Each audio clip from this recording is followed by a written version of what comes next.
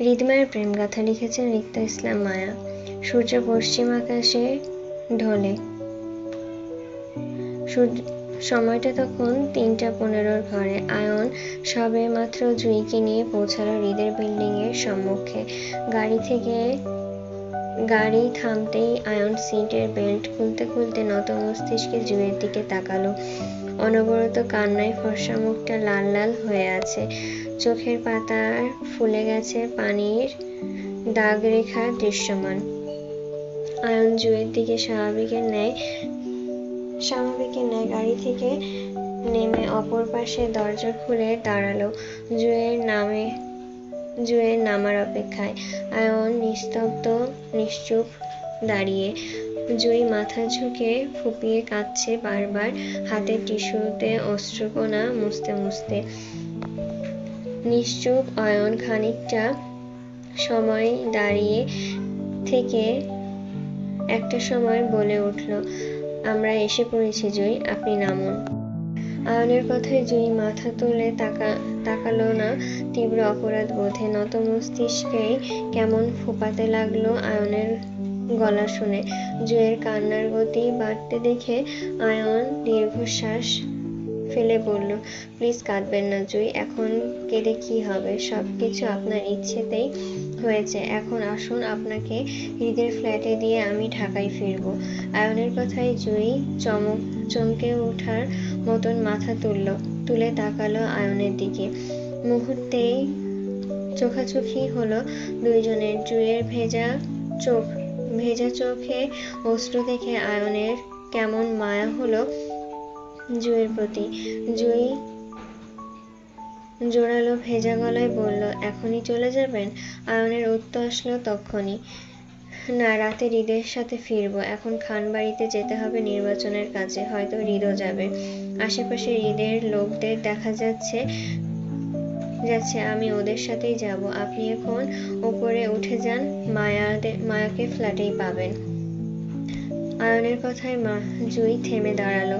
অসাবধানতায় নামতে গিয়ে আয়নের বাহুতে জুঁইয়ের মুখ ঠেকে যেতেই তৎক্ষণাৎ পিছু পা হয়ে জুঁই ক্ষমা চেয়ে বলল, সরি, আমি দেখিনি। ইটস ওকে, আপনি আসুন।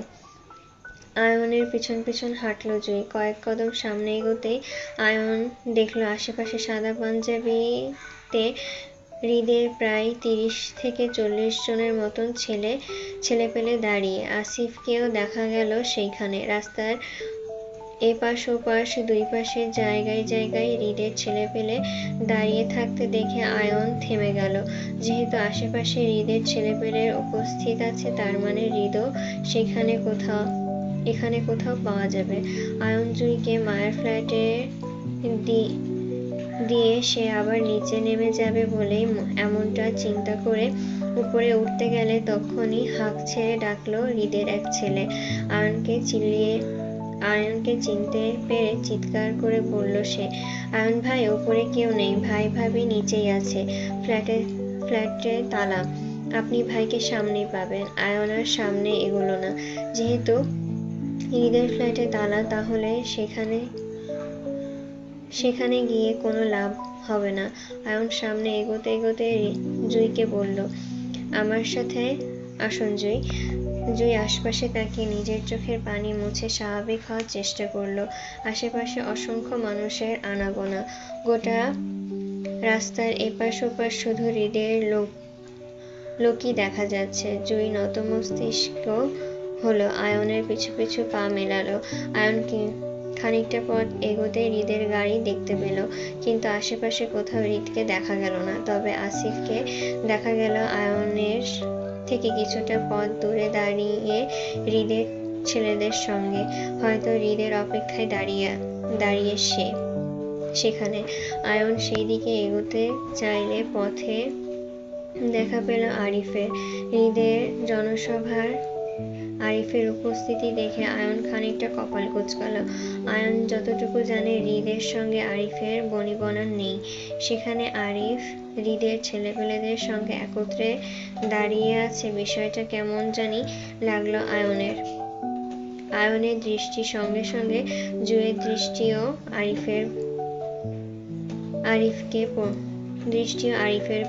আরিফের উপর পড়ল। রাস্তার ওপাশের একটা দোকানের নিচে দাঁড়িয়ে আছে সে। বাকিরা খাবার কিনতে ব্যস্ত। প্রায় 40 জনের মতন ছেলেদের খাবার আনতে 6 থেকে 7 জন ছেলের মতন হোটেলে ঢুকেছে। বাইরে আরিফ রাকিবকে সঙ্গে দাঁড়িয়ে। আরিফকে দেখে জুই আয়নের হাত চেপে ধরল ভয়ে। আয়ন জুইয়ের ভয়ের কারণ বুঝতে পেরে চোখের ইশারায় আশ্বস্ত করে বলল, আপনি ভয় পাবেন না জুই, আমি আছি। আয়ন এগিয়ে এসে আরিফের সঙ্গে দেখা করে জুইকে একটা চেয়ারে বসালো। আরিফকে জুইয়ের জিম্মাদার একটা চেয়ারে বসালো। আসিফকে জুইয়ের জিম্মাদার বানিয়ে জুই খোলা ছাতার নিচে বসলো জড়সড় হয়ে। একজন ছেলেকে দিয়ে জুইয়ের জন্য খাবার অর্ডার করে আয়ন আগালো রাস্তার অপর পাশে আরিফের উদ্দেশ্যে। জুই খোলা ছাতার নিচে বসলো জড়সড় হয়ে। একজন ছেলে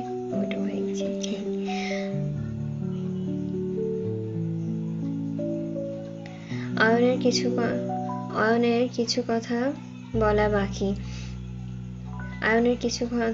বাকি। কথা বলতে আরিফের পারিবারিক মনোভাব বুঝতে আয়ন এগুলো রাস্তার অপর পাশে আসিফের উদ্দেশ্যে। আয়নের কিছু কথা বলা বাকি। কথা বলতে আরিফের পারিবারিক মনোভাব বুঝতে চাচ্ছে সে। যেহেতু মায়ের বিয়েটা এখনো প্রকাশ্যে সবার সামনে আসে, তাহলে আরিফের পরিবার মায়ারিদের বিয়েটা কেন মেনে নিচ্ছে না সেটাই মূলত আয়ন জানতে চাচ্ছে। আয়নকে আসতে দেখে আরিফ নিজে থেকে এগিয়ে আসলো আয়নের দিকে হাত বাড়িয়ে। হাসি মুখে কৌশলাদি বিনিময়ে বলল, আসসালামু আলাইকুম ভাই। আয়ন হাত মিলিয়ে একই প্রফুল্লতায় হাসি মুখে উত্তর দিয়ে বলল, ওয়ালাইকুম আসসালাম। কেমন আছো আরিফ? এই তো ভাই, আলহামদুলিল্লাহ আছি আপনাদের দোয়ায়। আপনি কেমন আছেন? আলহামদুলিল্লাহ, আল্লাহ ভালো রেখেছে। তা তোমরা এখানে কি করো? কথা বলতে বলতে আয়ন রাকিবের সঙ্গে হাত মেলালো। আরিফ উত্তর দিয়ে বলল, নিহাল আঙ্কেল কল দিয়েছিলেন ওনাদের বাড়িতে যেতে। আসিফ ভাই ফোন করে বললেন এখানে চলে আসতে, তাই আসলাম। যাক, ভালো হয়েছে তাহলে। তোমাকে দেখে খুশি হলাম। আমরা সবাই চাই তুমি আমাদের সঙ্গে মিলেমিশে থাকো। আমরা এখন একে অপরের আত্মীয় মানুষ হই, তাই না? আয়নের কথায় আরিফ অল্প হাসলো। তার মূলত আর কারোর সাহায্য নিয়ে সামনে এগোতে পছন্দ না। সে কারোর দাপট নয়, বরং নিজের যোগ্যতার সামনে এগোতে চায়। আরিফ সৌজন্যমূলক হাসি দিয়ে বলল, দেখা যাক ভাই, আল্লাহর কপালে কি রেখেছেন। আয়ন বলল, শুনলাম তুমি নাকি নতুন ব্যবসা শুরু করেছো? জি ভাই। Very good. তা তোমার ব্যবসার কি খবর, কেমন চলছে? জি আলহামদুলিল্লাহ, আপনাদের দোয়ায় ভালোই যাচ্ছে ভাই। এই সপ্তাহের পর ইন্ডিয়া যাব কিছু নতুন কালেকশন ইম্পোর্ট করতে। ব্যবসাটা একটু বড় করতে চাচ্ছিলাম। ইনশাল্লাহ, দোয়া রইল। আর কোনো হেল্প লাগলে অবশ্যই একজন বড় ভাই হিসেবে বলতে পারো আমাকে। আমি সবসময় তোমার পাশে থাকবো। আয়নের মনোভাব বুঝতে পেরে আসিফ হেসে বলল, কি ব্যাপার ভাই, আপনিও কি আত্মীয়তার সম্পর্ক রক্ষা করার মুডে আছেন নাকি? আরিফের কথায় আয়ন পাল্টা প্রশ্ন করে বলল, তোমার কি মতবাদ? আত্মীয়তার সম্পর্ক রক্ষা করব না বলছো? আয়নের পাল্টা প্রশ্নে আসিফ চুপ করে যায়।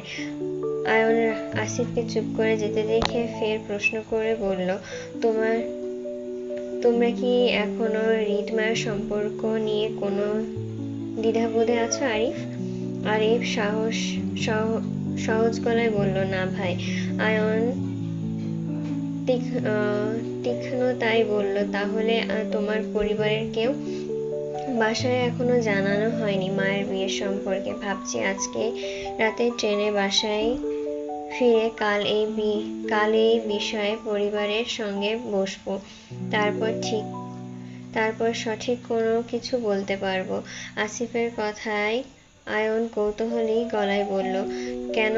তোমার পরিবার কি কোনোভাবে রিতকে জামাতা হিসেবে মানতে আপত্তি আছে নাকি? আরিফ নিজের পরিবারের দিকটা প্রকাশ করে বলল, তেমন কিছু না ভাই, আসলে আমরা মায়ের বিয়ে চেয়ারম্যান পরিবারে ঠিক করে রেখেছিলাম। আমার আব্বু চাচুরা অনেক স্ট্রিক আর জবানদেহি মানুষ। ওনারা মায়ার বিয়ের ওয়াদা করেছিল চেয়ারম্যান পরিবারের সঙ্গে, সেজন্য এটা নিয়ে একটু টেনশনে আছি আর কি, বাকি কিছুই না। আয়ন ফের প্রশ্ন করে বলল, তোমার পরিবার যদি মায়ের বিয়েটা নিয়ে আপত্তি জানায়? আয়নের কথায় আরিফ দৃঢ়তায় উত্তর দিয়ে বলল, তাহলে মায়ের জায়গায় জুঁইয়ের বিয়ের প্রস্তাব রাখবো পরিবারে। মায়া অলরেডি ম্যারিড, সেখানে ওকে দ্বিতীয়বার বিয়ে দেওয়া সম্ভব নয়। চেয়ারম্যান পরিবার ভালো, ছেলেও শিক্ষিত, জুঁইকে ভালো রাখবে। আব্বু চাচুদেরও ওয়াদা রক্ষা হবে। আরিফের কথায় যেন আয়নের কলিজায় লাগলো। শক খাওয়ার মতন কিছুক্ষণ নিস্তব্ধ নিশ্চুপ দাঁড়িয়ে রইল। আয়ন প্রথমেই ভেবেছিল এমন কিছু একটা হবে, মায়াকে বিয়ে দিতে না পারলে পরিবারের প্রেসারে জুঁইকে মায়ার জায়গায় বসাতে চাইবে। হচ্ছেও তাই। এর জন্যই আয়ন বিয়েটা নিয়ে জুঁইকে তাড়াহুড়ো করেছিল। শূন্য মস্তিষ্কে আয়ন এই মুহূর্তে আরিফকে কিছু বলার মতন ভাষা খুঁজে পেল না। খানিকটা সময় নিয়ে আয়ন নিজেকে স্বাভাবিক দেখাতে আরিফের সামনে জুঁইয়ের প্রসঙ্গটা এড়িয়ে পুনরায় হৃদ মায়ার সম্পর্কের কথা জানতে চেয়ে বলল, হৃদ মায়াকে নিজের সঙ্গে নিয়ে যেতে চাচ্ছে, সেটা তোমার পরিবার মেনে নিবে? আরিফ বুক ভারী দীর্ঘশ্বাস গোপন করে নরম গলায় বলল, এখানে আমি বা আমার পরিবারের কেউ ম্যাটার করে না ভাই। আমরা যদি কেউ গুরুত্বপূর্ণ হতাম তাহলে এখানে আমাদের অমতের প্রসঙ্গ আসতো। বলতে পারতাম আমাদের বোন আমাদের বাসায় যাবে আগে, তারপর বোনকে সসম্মানে ও শ্বশুর বাড়িতে পাঠাবো। এখানে আমরা অমূল্যহীন আর অমূল্যহীন মানুষের মতামত হয় না। সেজন্যই আমি শুধু বড় ভাইয়ের দায়িত্ব পালন করছি, নয়তো আমার বোন শব্দটা সে কবেই পর হয়ে গেছে। আরিফের কথার মানে আয়ন বুঝল। মান অভিমানে আরিফ মায়ের উপর কষ্ট পেয়ে চুপ করে থাকছে। ভাই বোনের মান অভিমান বনিবনান করা দরকার। হৃদের সঙ্গে এই বিষয়ে কথা বলাও দরকার। নতুন সম্পর্ক গড়তে গিয়ে পুরনো সম্পর্ক ছিন্ন করা যাবে না। সকল সম্পর্ক নিয়েই একত্রে আমাদের চলতে হবে। তবে তার আগে আরিফের মায়ের প্রতি অভিমানের দেওয়াল ভাঙতে হবে। আয়ন আঙ্গুল তুলে রাস্তার অপর পাশে অদূরে দাঁড়িয়ে থাকা হৃদমায়াকে দেখিয়ে বলল, তোমার মায়ের প্রতি কষ্ট অভিমান থাকতে পারে আরিফ, কিন্তু তোমার কি মনে হয় মায়া নিজের জন্য ভুল কাউকে চুজ করেছে? আরিফ চোখ তুলে তাকালো আয়নের আঙ্গুল তাক করা পথে। অদূরে দেখা গেল রাস্তার অপর পাশে হৃদ মায়া দুইজনেই পাশাপাশি দাঁড়িয়ে। হৃদ এক হাত কানে চেপে ফোনে কথা বলছে, তার অপর হাতে মায়ের কলেজ ব্যাগ চেপে ধরা।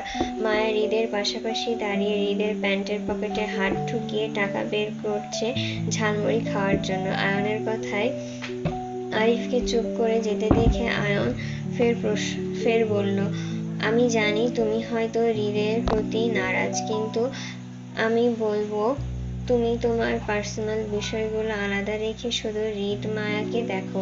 মায়ার জন্য হৃদের থেকে পারফেক্ট কেউ হতে পারে না আরিফ।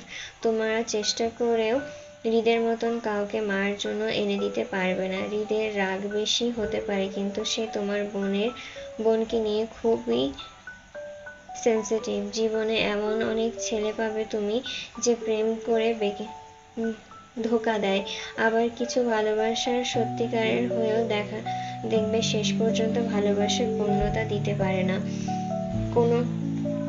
কোনো না কোনো কারণে হেরে যায় তারা, হয় পারিবারিক, নয়তো সমাজের ভয়ে, আর নয়তো মন বদলে ভালোবাসাগুলো হারিয়ে যায় কোথাও।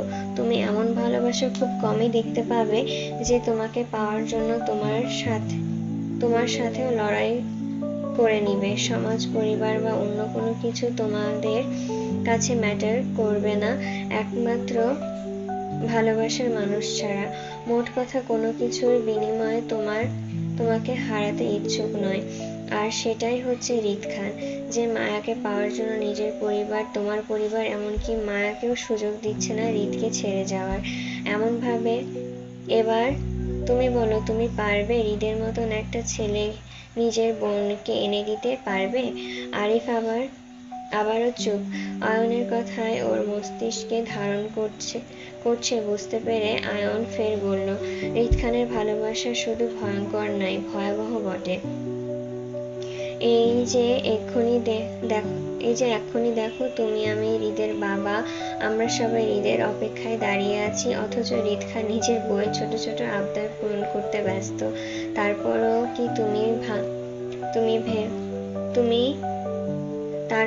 কি তুমি ভাববে ওদের দুজনকে আলাদা করার কথা? আয়নের কথার পর আরিফ উত্তর দিতে পারল না, শুধু চুপ করে রইল। তার কাছে বলার মতো আপাতত কোনো ভাষা নেই। তবে মায়া যে নিজের জন্য ভুল কাউকে বাছাই করেনি তাতে আরিফও সন্তুষ্ট। হৃদ কান থেকে ফোন নামিয়ে হাতে রাখলো। পকেটে ফোন রাখার অভ্যাস তার নেই। মায়ার পাশে দাঁড়িয়ে ঝালমুড়ি চিবোচ্ছে। হৃদ কপাল কুঁচকে মায়ের হাতের দিকে তাকালো। ঝালমুড়িতে মুড়ি কম, মরিচ বেশি দেখা যাচ্ছে। মায়ের এত ঝাল খাওয়ার ব্যাপারটা মোটেও হৃদের পছন্দ নয়। মায়ের গায়ে এখনো সকালের কলেজ ড্রেস পরা। মায়াকে হৃদ কলেজ থেকে নিয়ে এসেছিল দুপুরে। তারপর দুপুরের লাঞ্চ দুইজনে একত্রে করেছে। তারপর থেকেই মায়াকে সঙ্গে সঙ্গে রেখেছে হৃদ। এখানে খালি ফ্ল্যাটে মায়াকে একা রাখা যাবে না বলেই হৃদ মায়াকে খানবাড়িতে নিয়ে যাবার সিদ্ধান্ত নিল। কিন্তু আশেপাশে এত ছেলেপেলে বলে হৃদ মায়াকে নিয়ে সেও আলাদা আলাদা থাকছে। মায়ের গায়ে বোরখা না থাকার বিষয়টা মাত্রই লক্ষ্য করলো হৃদ। কপাল কুঁচকে বলল, তোমার বোরখা কই? মুড়ি চিবোতে চিবোতে মায়া ঝটপট উত্তর বলল, আমার বোরখা নাই। কেন? কেউ বলেনি কখনো বোরখা পরতে, সেজন্য দরকার পড়েনি, কিনেও দেয়নি কেউ। মায়ের কথায় হৃদের মেজাজ খারাপ হলো। সে চোয়াল শক্ত করে বলল, স্টুপিড, কারো বলাতে তোমায় বোরখা পরতে হবে? নিজের বুদ্ধি খাটিয়ে পড়তে পারো না? মায়া মুড়ি চিবোতে চিবোতে হৃদের দিকে তাকিয়ে বলল, না, আমার বুদ্ধি নেই, আমি ছোট মানুষ, সেজন্যই বুদ্ধি খাটাতে পারি না। মায়ের কথায় হৃদ রাগে কটমট করে বলল, তুমি ছোট? হ্যাঁ, তাহলে আমি কে? আপনি মানুষ। Shut up. ওকে। হৃদ দাঁতে দাঁত পিষে বলল, তুমি ছোট হলে আমি কি করে তোমার সাথে? স্বামী তো আরো 2.5 বছর আগে জুটিয়েছ, তাহলে বুদ্ধি করে বোরখা পরতে পারো না? হৃদকে রেগে যেতে দেখে মায়া খাওয়া থামিয়ে গাল ফুলিয়ে বলল, রাগ করছেন কেন? কেউ আমাকে কখনো বোরখা কথা বলেনি, সেজন্যই পরিনি।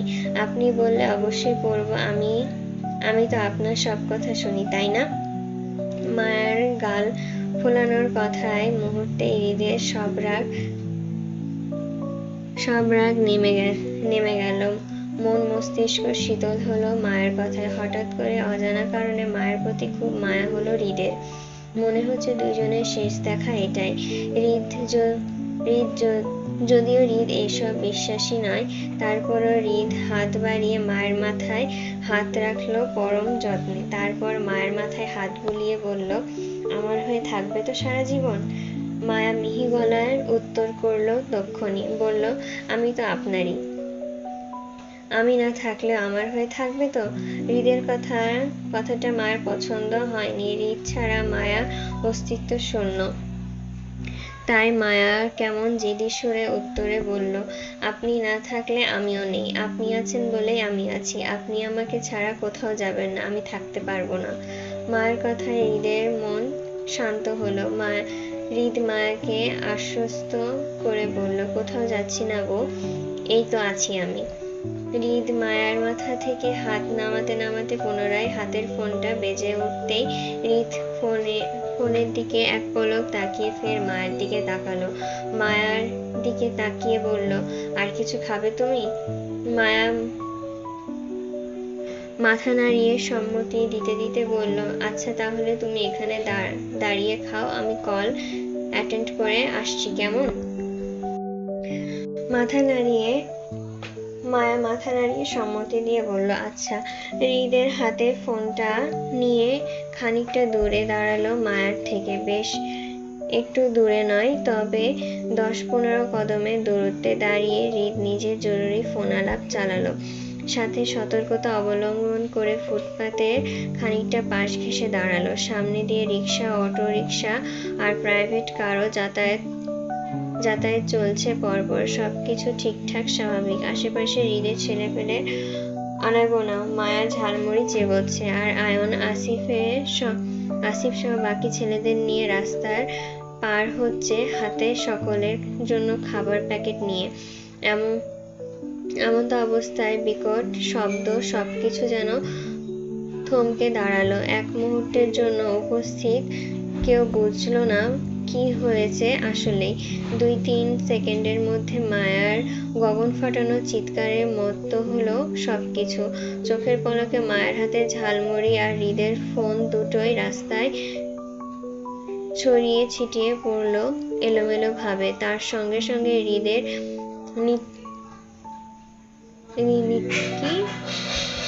নিতন্ত দেহটাও চলন্ত ট্রাকের সঙ্গে বাড়ি খেয়ে লুটিয়ে পড়ল রাস্তায়। মুহূর্তের মাঝেই তরল তাজা রক্তে ভেসে গেল রাস্তা, গড় করে ভেসে গেল সবকিছু। হৃদের শ্বাস তখনও থেমে থেমে চলছে। চোখের পাতা বন্ধ হওয়ার পথে দেখা গেল মায়াকে চিৎকার করে দৌড়ে আসতে। হৃদের দেহ অক্ষত অবস্থায় হলেও মাথাটা বেশ থেতলে গেছে ট্রাকের সঙ্গে বাড়ি খেয়ে। কপাল চুয়ে চুয়ে রক্ত চোখের পাতায় বয়ে রাস্তায়।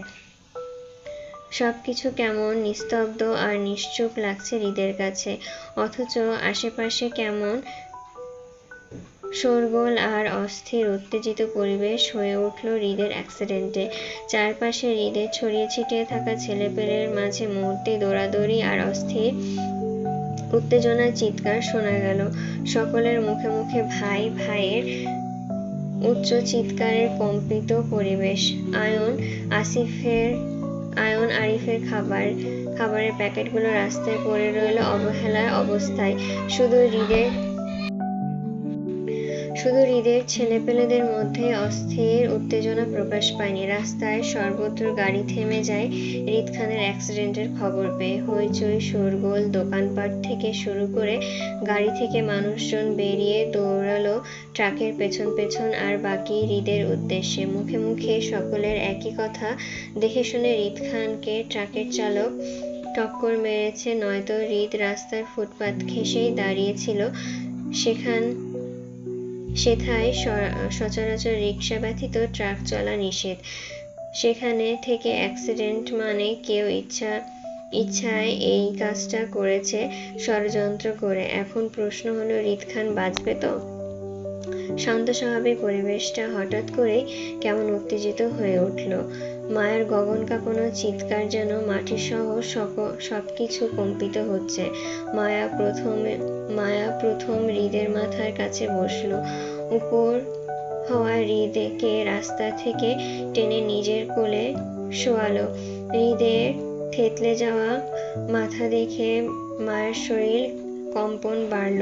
হৃদকে দুহাতে জাপটে জড়িয়ে পাগলের মতন চিৎকার করে বলতে লাগলো, যান, চোখ বন্ধ করবেন না, যান, কিচ্ছু হবে না আপনার, সবকিছু ঠিক হয়ে যাবে, আমি আছি তো, যান।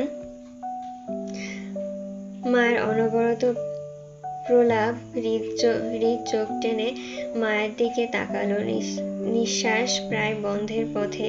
তারপরও হাত বাড়িয়ে মায়ের মাথায় হাতটা রাখতে চাইলে মায়া মুহূর্তেই মাথাটা ঝুঁকে দিল হৃদের সামনে। মায়ের মাথার সাদা হিজাবের উপর হৃদের কম্পিত হাতটা কোনো রকমে রাখতে রক্তরঞ্জিত হয়ে উঠল সেটা। হৃদের মায়ার সঙ্গে আর শেষ কথা বলা হলো না, তার আগেই হৃদের হাতটা মায়ের মাথা থেকে কোলে ঢলে পড়তেই মায়া পুনরায় চিৎকার করে পাগলামি করে বলল, এই এই আপনি এক্ষুনি আমার বলেছিলেন আপনি আমাকে ছেড়ে কোথাও যাবেন না, তাহলে চোখ বন্ধ করছেন কেন? চোখ খুলুন, খুলুন বলছি, আমি আপনারে ছাড়া বাঁচবো না জান। আল্লাহ গো আল্লাহ, তুমি কই? আল্লাহ আল্লাহ।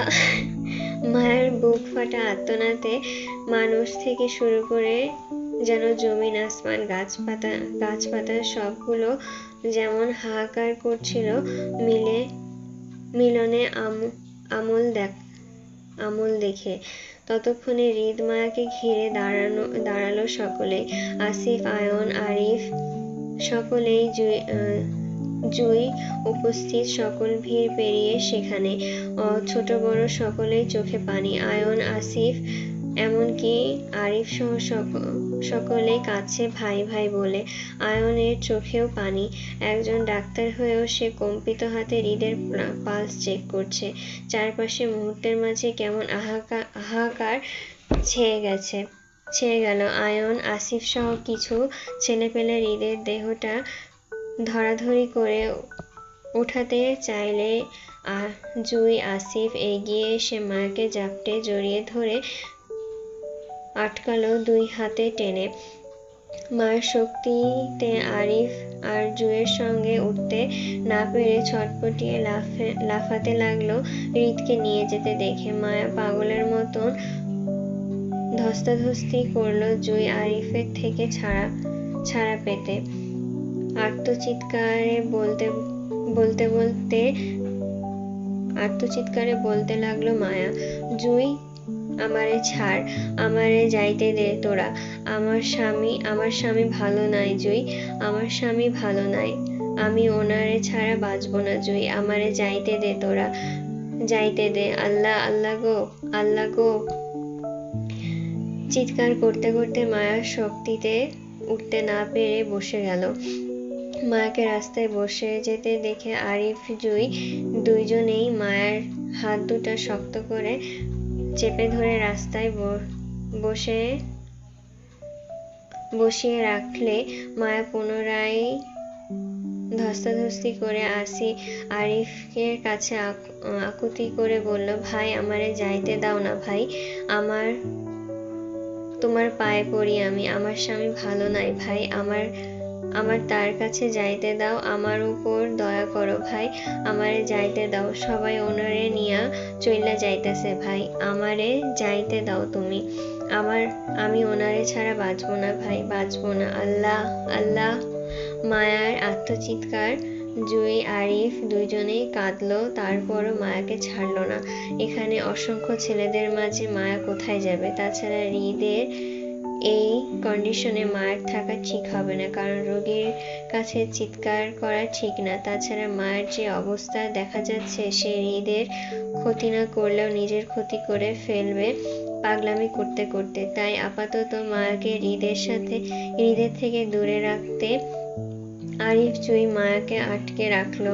হৃদকে হসপিটালাইজ করলে না হয় তখন আরিফ মায়াকে নিয়ে যাবে দেখাতে। হৃদের দেহটাকে সকলে দৌড়াদৌড়ি করে গাড়িতে উঠাতে দেখে মায়া ফের গর্জে চিৎকার করে আল্লাহকে ডাকলো সাহায্য চেয়ে। আল্লাহ, ও আল্লাহ তুমি কই, আল্লাহ তুমি কই, আমার সহায় হও, তুমি সহায় হও তার, আল্লাহ আল্লাহ। বলতে বলতে মায়া জ্ঞান হারিয়ে ঢলে পড়ল আরিফের কোলে। মায়ের সাদা ড্রেসে হৃদের তাজা রক্ত লাল লাল হয়ে আছে মাথা থেকে পা পর্যন্ত। হৃদের গাড়ি নিয়ে যেতেই রাস্তার মানুষজন মায়াকে ঘিরে ভিড় জমালো। গুঞ্জন করতে করতে। কোলাহলময় একটি অস্থির উত্তেজিত পরিবেশ।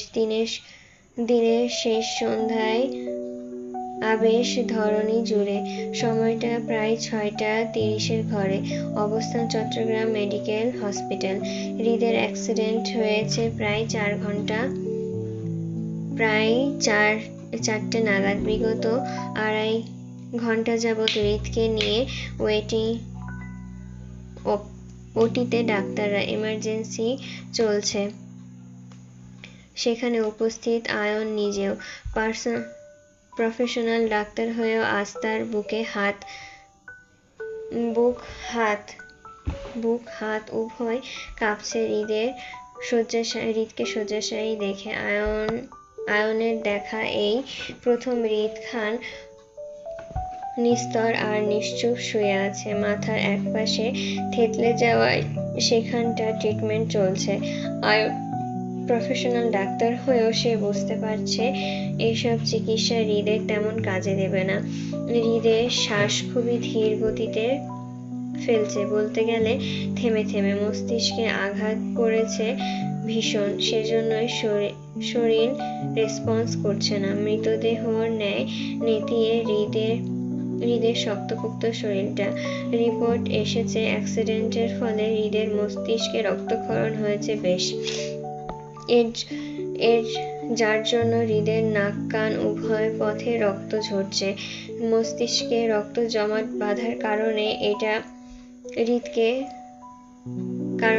হৃদকে কোমায় নিয়ে যাওয়ার চান্স বেশি। আয়নের 2 চোখ সিক্ত হলো নোনা জলে। সে ইতিমধ্যে হৃদের সকল রিপোর্ট দেখেছে। সেখানে স্পষ্ট লেখা পেশেন্টের লাইফ চান্স 10%, যার জন্য আয়নের বুক কাঁপছে হৃদের বর্তমান পরিস্থিতির কথা ভেবে। অসহায় হাহাকার বুকে 2 হাতের মুঠোয় হৃদের 2 হাত চেপে ডাক্তারের সঙ্গে উটিতে দাঁড়িয়ে। সে নিজে ডাক্তার হয়েও হৃদের চিকিৎসা করার মতন শক্তি মনোবল আয়নের এই মুহূর্তে নেই। তার চেয়ে যেটা আয়নকে বেশি ঘায়েল করছে সেটা হলো হৃদের বর্তমান পরিস্থিতি অনুযায়ী সঠিক চিকিৎসা বাংলাদেশে সম্ভব নয়। বাইরের দেশে কোথাও নিতে হবে, কিন্তু বাইরের দেশে নেওয়া অবধি হৃদের শ্বাস ততক্ষণ পর্যন্ত চলবে কিনা সে আশঙ্কা ভয়ে আয়নসহ গোটা ডাক্তার টিম ভগ্ন হৃদয়ে।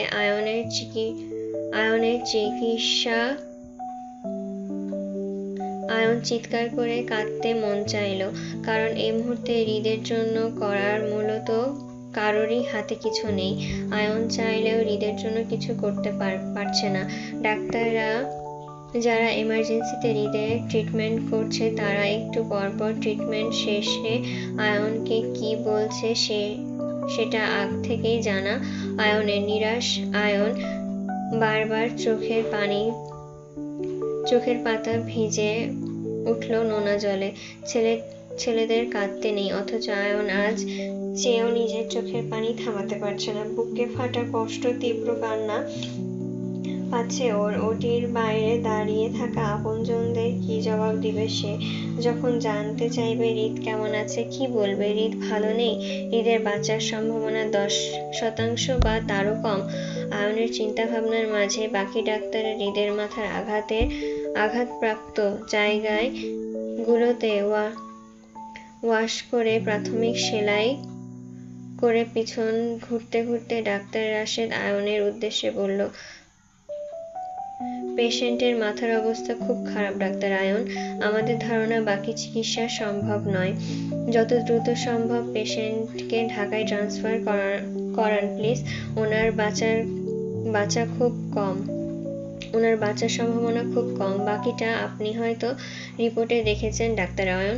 ডাক্তার রাশেদ কথাগুলো বলেই আবারও হৃদের রিপোর্টগুলো চেক করতে বেরিয়ে যেতে আয়ন হাঁটু গেড়ে বসে গেল ফ্লোরে। 2 হাতের মুঠোয় হৃদের নিস্তেজ হাতটা চেপে কপালে ঠেকিয়ে ফুঁপিয়ে কেঁদে উঠল বুক ফাটা আর্তনাদে। আই এম সরি ভাই, আই এম সরি, তোর জন্য কিছুই করতে পারছি না, কিছুই না। আয়নের কান্না বলে দিচ্ছে হৃদকে এমার্জেন্সিতে ঢাকায় ট্রান্সফার করালেও সেখানকার ডাক্তারও তাই বলবে যা এই মুহূর্তে ডাক্তার রাশেদ বলে গেল। তারাও হয়তো ডাক্তার রাশেদের মতো 2 ঘন্টা চেষ্টার পর জানাবে তাদের ধারণা সম্ভব নয় পেশেন্টের সুস্থতা নিশ্চিত করা। অথচ ওটির বাইরে থেকে আপনজনদের হাহাকার আর কান্নার গুঞ্জন শোনা যাচ্ছে। তাদেরকে উত্তর দিবে আয়ন, কি বলবে? আয়নের কান্নার মাঝেই হাসপাতালের তীব্র শব্দে যান্ত্রিক শব্দ ভেসে এলো বাইরে থেকে। তীব্র কম্পনে শশর শব্দে আয়ন হৃদের হাত ছেড়ে উঠে দাঁড়ালো। সে জানে শব্দ কিসের, কার আগমন ঘটেছে চট্টগ্রামের মাটিতে। আয়ন অশ্রুসিক্ত চোখ গিয়ে দাঁড়ালো ওটির জানালার পাশে। থাই গ্লাস দিয়ে নিচে তাকাতেই চোখে পড়ল শত শত মানুষের ভিড়ে হাসপাতালের চত্বরে। সকলে ঈদের জন্য দাঁড়িয়ে আছে হাসপাতালের চত্বরে। মন্ত্রী নিহাল খানের ছেলে হৃদ খানের অ্যাক্সিডেন্ট বলে কথা। হাসপাতালের ভিড় তো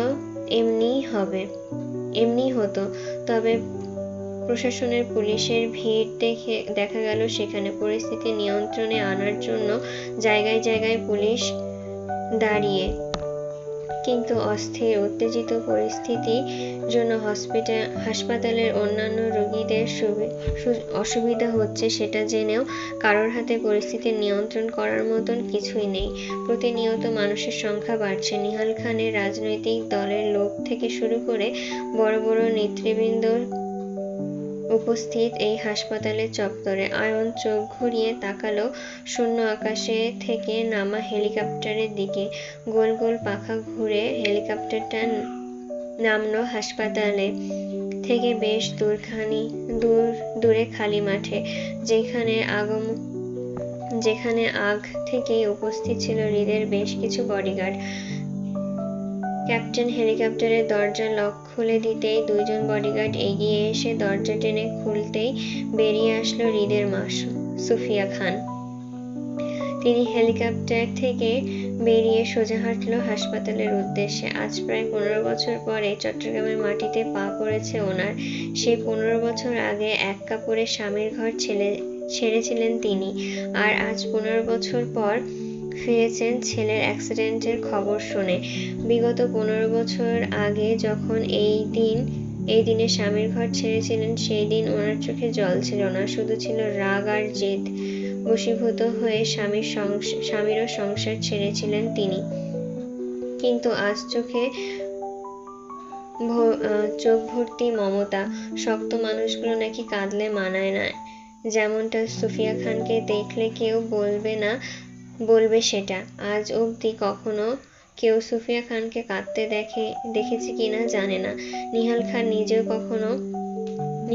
নিজেও হয়তো কখনো নিজের বউকে কাঁদতে দেখেনি। এমনকি সুফিয়া খানের বাবা মা মারা যাওয়ার সময়কালেও তিনি দেখেনি সুফিয়া খানকে কাঁদতে। অথচ আজ ওনার চোখের পাতাসহ লাল হয়ে ফুলে আছে অতিরিক্ত কান্নার ফলে। শক্ত মানুষগুলো কাঁদলে শব্দ হয় না, নিশ্চুপে শুধু চোখের জল ঝরে যায়। এই মুহূর্তে সুফিয়া খানের চোয়াল শক্ত হয়ে আছে অতিরিক্ত রাগে, অথচ চোখসহ গলা অনবরত ভিজে উঠছে কান্নায়। সুফিয়া খান হাসপাতালের করিডরে পা রাখতেই আপনজনের কান্নার শব্দ ভেসে এলো কানে। হৃদের তিন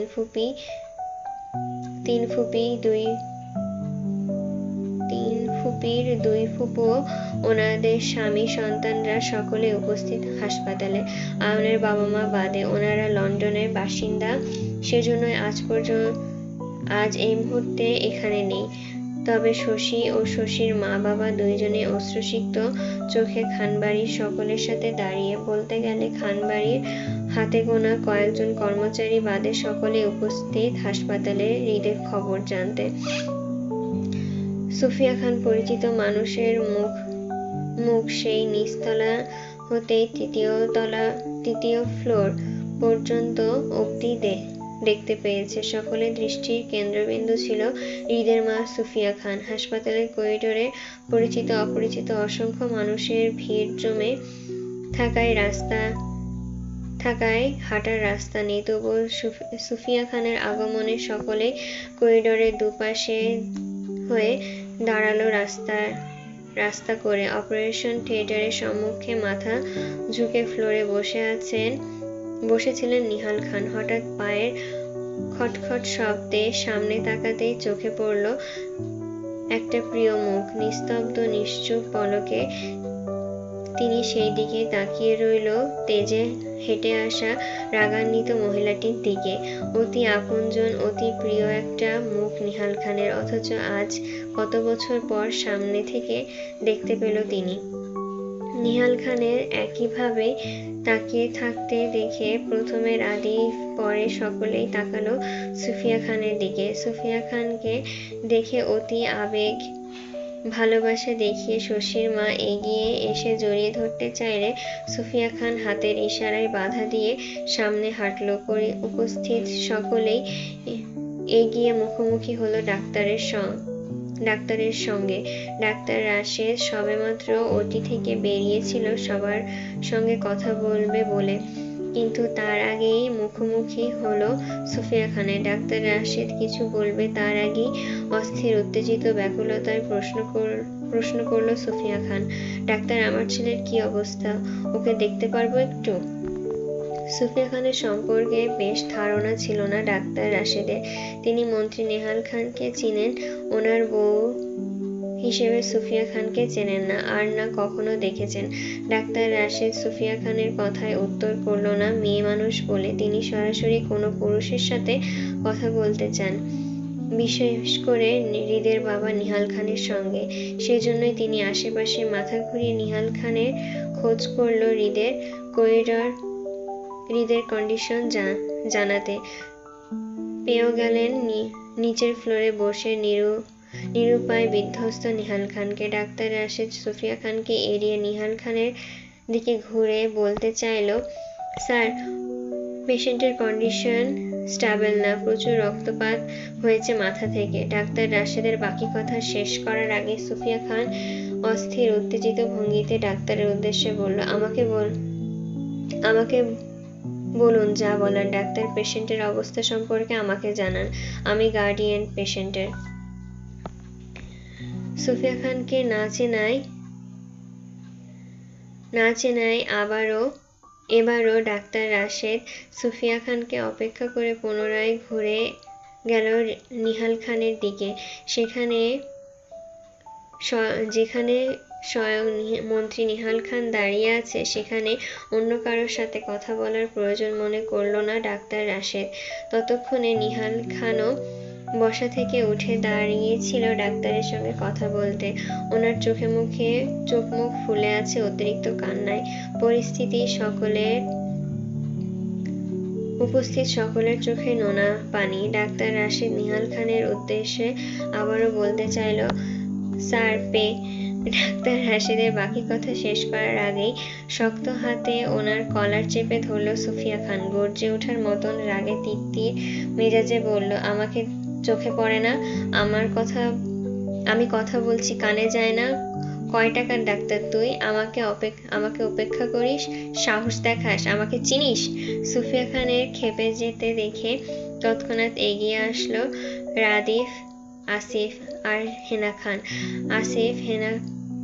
আসিফ সুফিয়া খানকে টাচ না করলেও রাদিফ নিজের মাকে শান্ত করার জন্য হাত টানলো পরিস্থিতি সামাল দিতে।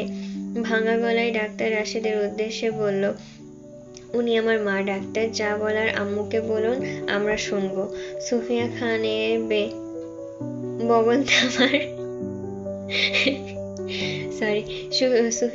বগল থাবায় যতটা না ভয় পেয়েছিল, এখন আসল পরিচয় পেয়ে ভেতরকার ভয়টা আরো বেড়ে গেল ডাক্তার রাশেদের। তিনি আবার সুফিয়া খানকে বলতে লাগলো, আসলে পেশেন্টের মাথায় গুরুতর আঘাত পেয়েছে। মাথার বাম পাশটা পুরো থেতলে যাওয়ার কারণে পেশেন্টের মস্তিষ্কে রক্ত উঠে গেছে, যার জন্য পেশেন্টের লাইফ চান্স 10%। এত রিস্কের মধ্যে ট্রিটমেন্ট করা আমাদের দ্বারা সম্ভব নয়। আমরা ট্রান্সফার আমরা ঢাকায় ট্রান্সফার করলেও সেখানে সেম কথাই বলবে। বলতে পারেন পেশেন্টের কন্ডিশন অনুযায়ী ঠিক চিকিৎসা বাংলাদেশে কোথাও সম্ভব নয় এই মুহূর্তে। বাংলাদেশে ডাক্তার পারবে না পেশেন্টের মাথার সেন্সিটিভ পার্টের সার্জারি ঠিকভাবে করতে। আমার ডাক্তার রাশেদের কথা শেষ না হতেই পুনরায় তেতে উঠল সুফিয়া খান। তারা যদি সঠিক ট্রিটমেন্ট করতে না পারে তাহলে এতক্ষণ পর্যন্ত তাদের কাছে পেশেন্টকে আটকে রাখার কেন এই হাসপাতালে এত পেশেন্টের চিকিৎসার অভাবে লাইফ চান্স কমছে না প্রতিনিয়ত। তেতে উঠে সুফিয়া বেগম পুনরায় নিজের মেজাজ হারিয়ে একইভাবে কলার চেপে ধরল ডাক্তার রাশেদের। রাগান্বিত ভঙ্গিতে বলল, কিছু করতে না পারলে আমার ছেলেকে এতক্ষণ কেন রেখেছেন হাসপাতালের মধ্যে? আমার ছেলের কিছু হলে এর দায়ভার কে নেবে? আপনি বলেন। আপনি?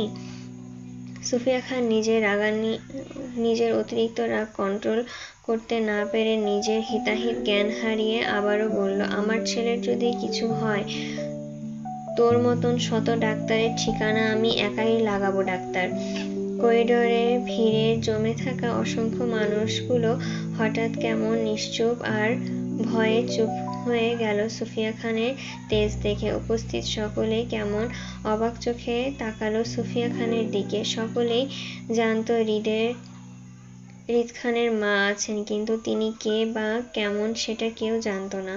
আর যারা জানে সুফিয়া খান সম্পর্কে তারা সকলেই চুপ। নিহাল খানের সঙ্গে ওনার দলের লোকজন, থানার ওসি, এসআই, বেশ কিছু পোশাকধারী পুলিশ দাঁড়িয়ে ছিল সেখানে। সুফিয়া খানের রাগ দেখে তারাও বোকার মতন তাকিয়ে আছে। মেয়ে মানুষের এত রাগ হতে পারে সেটা জানা ছিল না কারোর। এ যেন হৃদের প্রতিচ্ছবি যেটা আজ দেখল। নিহাল খান নিজের বউয়ের সম্পর্কে ধারণা থাকায় তিনি উত্তেজিত পরিবেশ সামাল দিতে গিয়ে এগিয়ে আসতে চাইল সুফিয়া খানের দিকে। আজ বিগত 15 বছরের মনোমালিন্যতা পিছনে ফেলে প্রথমবারের মতো নিজের বউয়ের মুখোমুখি হতে চেয়ে কথা বলতে চাইল। সুফিয়া খানকে বাধা দিয়ে এগিয়ে এসে বলতে চাইল, তুমি প্লিজ শান্ত হও সুফ। নিহাল খানের বাকি কথা শেষ করার আগেই ঠাস করে থাপ্পড় পড়ল পাশে দাঁড়িয়ে থাকা রাদিফের গালে। এই পরিস্থিতিতেও মায়ের হাতে থাপ্পড় খেয়ে গালে হাত দিয়ে শক্ত হয়ে দাঁড়ালো বাবার দিকে তাকিয়ে। রাগে কটমট করছে সুফিয়া খান। রাদিফকে মারতে দেখে হাই হাই করে উঠল হেনা খান। আরাফ খান এই হাসপাতালের অ্যাডমিট। তিনি অসুস্থ হয়ে পড়েছেন হৃদের খবর শুনে। বয়স্ক মানুষ হওয়ায় হৃদের অ্যাক্সিডেন্টের খবর শুনে অতিরিক্ত কান্নার ফলে জ্ঞান হারিয়ে একই হসপিটালের অন্য কেবিনে শুয়ে আছে। নিহাল খান রাদিফকে মারতে দেখে তিনি সুফিয়া খানকে আবারও বাধা দিতে বলতে চাইলেন, ওকে কেন মারছো? ও পুনরায় ঠাস শব্দে রাদিফের অপর গালে থাপ্পড় পড়ল সুফিয়া খানের। নিশ্চুপ পরিস্থিতি আরো নিশ্চুপ হয়ে পড়ল পরপর দুটো থাপ্পড়ের শব্দে। নিহাল খান বুঝতে পারল রাদিফের গালে পড়া থাপ্পড় দুটো রাদিফের গালে নয়, বরং অদৃশ্যভাবে ওনার গালে মেরেছে সুফিয়া খান। কারণ হৃদের আজ এই পরিস্থিতির জন্য ওনার বউ সরাসরি ওনাকেই দায়ী করছে। সেজন্যই ওনার রাগটা রাদিফের ওপর দিয়ে দেখাচ্ছে এখন। রাদিফ পরপর দুগালে হাত দিয়ে অসহায় মুখ করে দাঁড়ালো বাবার দিকে তাকিয়ে। রাদিফের অসহায় দৃষ্টি বলছে, বাবা তুমি এই মুহূর্তে চুপ থাকো প্লিজ। নিহাল খান চুপ করে গেল। হেনা খান সুফিয়া খানের হাত টেনে নিজের দিকে ফেরাতে বলল, কি করছো তুমি সুফিয়া? সবাই দেখছে তোমাকে। এটা হসপিটাল, বাড়ি নয়। হেনা খানের কথায় তৎক্ষণাৎ সুফিয়া খান রেগে তেতে উঠে বলল, আপনার ছেলের জন্য আজ আমার ছেলে এই অবস্থা হয়েছে মা। আজ যদি আমার ছেলের কিছু হয় আপনার ছেলের জন্য, তাহলে আমি আপনার ছেলেকে ছাড়বো না মা।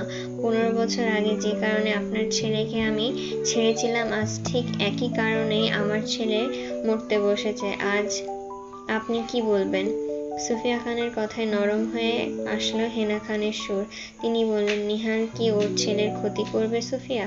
দোষ বোন জানি না মা, আমার ছেলের কিছু হলে আমি আপনার ছেলেকে ছাড়বো না, শেষ আমি দেখেই ছাড়বো। কথাটা বলতে বলতে তিনি তৎক্ষণাৎ তেজি কণ্ঠে ডাকলো আয়নকে। Ion, ion. ওটি থেকে কয়েক সেকেন্ডের মধ্যে বেরিয়ে আসলো আয়ন। গায়ে ওটির পোশাক, মুখে মাস্ক খুলে সুফিয়া খানের মুখোমুখি হতেই নরম গলায় বলল, জি মামি, কি করতে হবে বলো? কোন দেশে নিতে হবে আমার ছেলেকে? 10% কেন, 1% চান্স হলেও আমার ছেলেকে বাঁচিয়ে ফিরিয়ে আনবো ইনশাল্লাহ। দ্রুত বলো কোথায় নিতে হবে, বাকিটা আমি সামলে নেব।